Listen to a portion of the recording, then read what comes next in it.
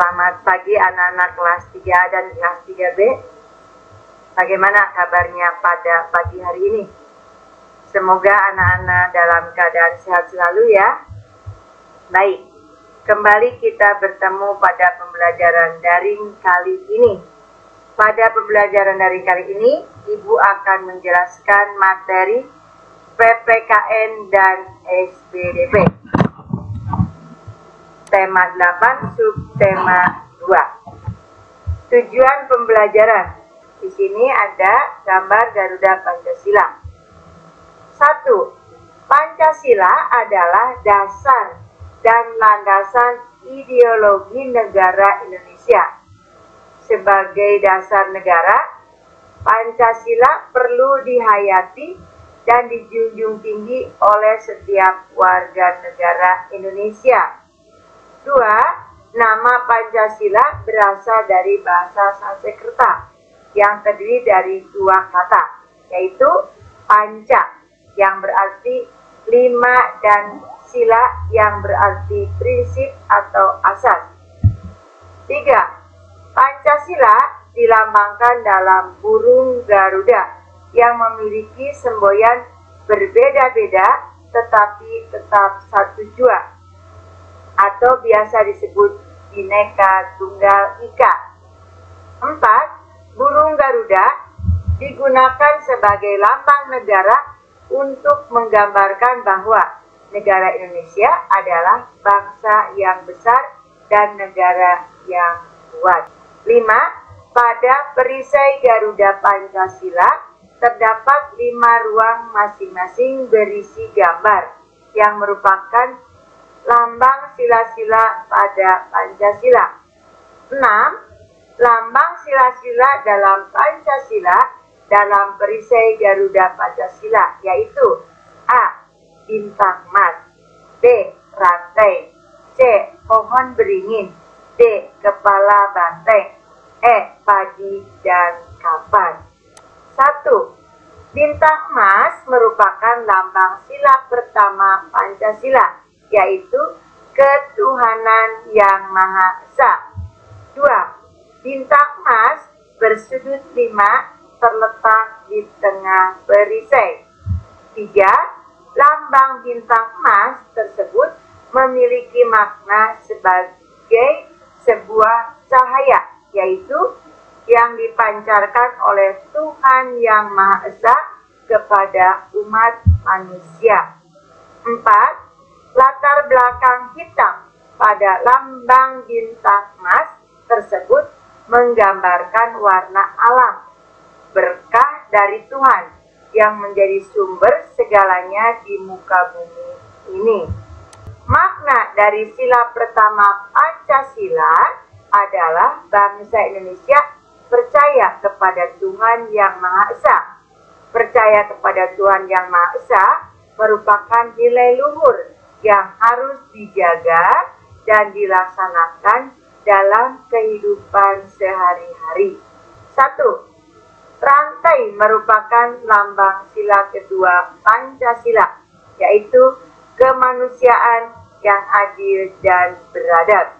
2. Rantai terdiri atas mata rantai bulat yang berjumlah 9 dan mata rantai persegi berjumlah 8. 3. Mata rantai bulat melambangkan perempuan. Mata rantai persegi melambangkan laki-laki. Mata rantai bulat dan persegi saling berkaitan dan tidak terputus. Mata rantai tersebut sambung menyambung, melambangkan generasi penerus yang turun-temurun. Perhatikan anak-anak, makna sila kedua Pancasila adalah setiap manusia, baik laki-laki maupun perempuan, saling menghargai dan saling membantu satu sama lain, sehingga menjadi kuat seperti rantai. Saling menolong dan saling menghormati merupakan nilai luhur yang harus dijaga dan dilaksanakan dalam kehidupan sehari-hari. 1. Pohon beringin merupakan lambang sila ketiga Pancasila, yaitu Persatuan Indonesia. 2. Pohon beringin dengan sulur yang menjulur ke bawah diartikan sebagai tempat berteduh. 3. Jadi, Pancasila sebagai dasar negara diibaratkan sebagai peneduh bangsa Indonesia untuk berlindung dan merasa aman. Pohon beringin juga memiliki akar tunggang yang kuat, menggambarkan persatuan bangsa Indonesia. 4. Sementara sulur pada pohon beringin melambangkan suku, keturunan, dan agama yang berbeda-beda di Indonesia.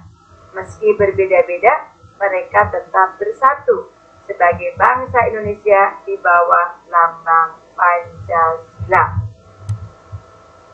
Nah, anak-anak perhatikan, makna dari sila ketiga Pancasila adalah bangsa Indonesia bersatu untuk mempertahankan negara kesatuan Republik Indonesia.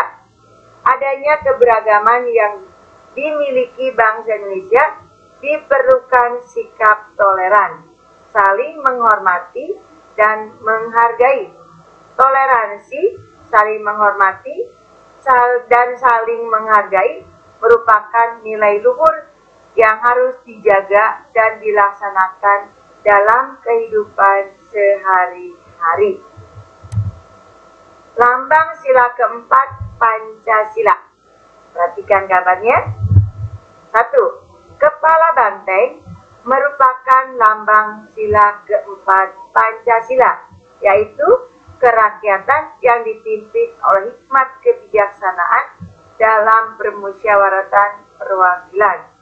2. Banteng diartikan sebagai hewan sosial yang suka berkumpul dan bergerombol. Saat banteng berkumpul menjadi lebih kuat dan sulit diserang lawan. 3. Jadi, lambang kepala banteng tersebut menggambarkan budaya bangsa Indonesia yang senang berkumpul, berdiskusi, dan bermufakat. Kepala banteng menjadi perumpamaan manusia dalam mengambil keputusan, yakni yang harus dilakukan secara tegas. Nah, makna sila keempat Pancasila? 1. Makna dari sila keempat Pancasila adalah menyelesaikan masalah bersama dengan musyawarah untuk mencapai mufakat, merupakan ciri khas bangsa Indonesia. 2. Kita harus saling menghormati dan menghargai pendapat orang lain, serta tidak memaksakan kehendak kita kepada orang lain. Keputusan yang telah diambil berdasarkan musyawarah untuk mencapai mufakat harus dapat dipertanggungjawabkan secara moral kepada Tuhan Yang Maha Esa. Nilai-nilai kebenaran dan keadilan harus dijaga dan dilaksanakan dalam kehidupan sehari-hari. Nomor 1 adalah padi dan kapas, merupakan lambang sila kelima Pancasila, yaitu keadilan sosial bagi seluruh rakyat Indonesia. 2. Padi dan kapas melambangkan dua hal yang dibutuhkan manusia demi bisa bertahan hidup. 3. Padi melambangkan ketersediaan makanan atau pangan, sementara kapas ketersediaan pakaian atau sandang. Dengan adanya ketersediaan makanan dan pakaian, manusia akan bisa bertahan dan hidup dengan nyaman. 4. Jadi, setiap warga Indonesia berhak atas pangan dan sandang secara adil dan setara tanpa membeda-bedakan. Terpenuhinya pangan dan sandang merupakan syarat suatu negara dianggap sejahtera. Maka Makna sila kelima Pancasila. Di sini makna dari sila kelima Pancasila adalah tujuan negara untuk mencapai kemakmuran dan keadilan bagi seluruh rakyat Indonesia. Keadilan harus diwujudkan dalam kehidupan sehari-hari. Gerak tari kreasi. 1. Kesenian tari di berbagai daerah di Indonesia sangatlah beragam, mulai dari tari tradisional hingga tari non-tradisional. 2. Seiring berjalannya waktu, seni tari tradisional terus berkembang hingga akhirnya muncul tari kreasi. Kesenian tari ini adalah bentuk perkembangan dari seni tari tradisional. Tari kreasi termasuk dalam jenis kesenian tari yang mengalami pembaharuan. 3. Tari kreasi merupakan jenis kesenian tari yang dalam melakukan tidak terikat dengan peraturan baku yang sudah ada sebelumnya dalam seni tari tradisional. 4. Oleh karena tidak terikat dengan peraturan baku, maka penari untuk tari kreasi bisa lebih bebas dalam mengungkapkan gaya serta ekspresinya. 5. Pola gerakan yang ada dalam tari kreasi baru memang berbeda dari tari tradisional, namun gerakan yang dihasilkan tetap indah. 6. Tari kreasi merupakan salah satu jenis kesenian tari yang bisa dilakukan secara tunggal, berpasangan atau berkelompok. 7. Secara garis besar, tari kreasi dibagi menjadi dua jenis, yaitu A. Tari kreasi baru yang berpolakan tradisi. B. Tari kreasi baru yang tidak berpolakan tradisi. Perhatikan anak-anak, tari kreasi baru yang berpolakan tradisi. 1. Sesuai dengan namanya, tari kreasi ini didasarkan pada tradisi yang sudah ada. Tradisi ini meliputi iringan musik, koreografi, gerak, tata rias, busana, dan lain sebagainya. 2. Walaupun pada penerapannya tari kreasi tetap mengalami pengembangan, namun tetap tidak menghilangkan esensi tradisi daerahnya. Tari kreasi baru yang tidak berpolakan tradisi. 1.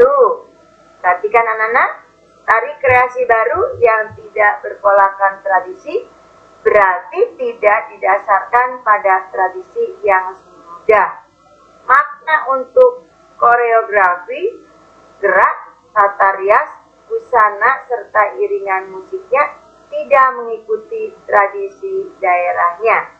2. Jenis tari kreasi ini lebih sering dikenal sebagai tari modern, walaupun tidak berpolakan tradisi, namun bisa jadi dalam proses pembuatan tekniknya masih tetap mengacu pada pola tradisi yang ada. 3. Namun pada intinya jenis tari kreasi ini mengolah berbagai unsur yang ada pada tradisional menjadi konsep atau ide baru. 4. Sebenarnya unsur yang ada dalam tari kreasi tidak berbeda jauh dengan unsur yang ada dalam tari tradisional. Unsurnya adalah gerakan tubuh, irama, pola gerakan, serta ruang. Hanya saja semua unsur ini mengalami perkembangan serta perubahan sesuai dengan jenis tari kreasi. Baik anak-anak, Demikian penjelasan dari Ibu kali ini. Setelah anak-anak mendengarkan penjelasan dari Ibu, semoga anak-anak dapat memahaminya ya. Baik, Ibu akan memberikan tugas, yaitu tugas PPKN mengerjakan dari buku tematik kelas 3 tema 8. 1. Mengerjakan dari Ayo Berlatih halaman 66 sampai dengan halaman 67. 2. Mengerjakan dari Ayo Berlatih halaman 84 sampai dengan halaman 85. 3. Mengerjakan dari Ayo Berlatih halaman 100 sampai dengan halaman 101. 4. Mengerjakan dari Ayo Berlatih halaman 103 sampai dengan halaman 104.